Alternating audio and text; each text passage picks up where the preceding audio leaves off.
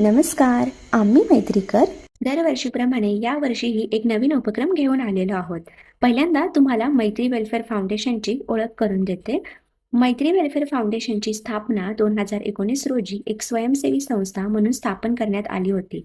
मैत्रीची स्थापना प्रामुख्याने करुणा, ऐक्य आणि सेवेद्वारे समाजात अर्थपूर्ण बदल घडवून आणण्याच्या उद्देशाने करण्यात आली. मैत्री प्रामुख्याने तरुणांना मानवतेच्या आणि पर्यावरणाच्या विकासासाठी योगदान देण्यासाठी प्रोत्साहित करत असते. स्त्री म्हणजे केवळ कुटुंबाची जबाबदारी उचलणारी व्यक्ती नाही, तर समाजात बदल घडवून आणणारी शक्ती आहे. घरकाम, नोकरी आणि अनेक जबाबदाऱ्या सांभाळतानाच जेव्हा एखादी स्त्री समाजासाठीही वेळ काढते, तेव्हा ती खऱ्या अर्थाने समाजमाता बनते. जसं की आपल्या सर्वांना माहिती आहे, थोड्याच दिवसात नवरात्रीचा सण येतोय. तर या नवरात्री सणाचं औचित्य साधून आम्ही मैत्री वेलफेअर फाउंडेशन दरवर्षीप्रमाणे यावर्षीही एक संकल्पना घेऊन आलेलो आहोत.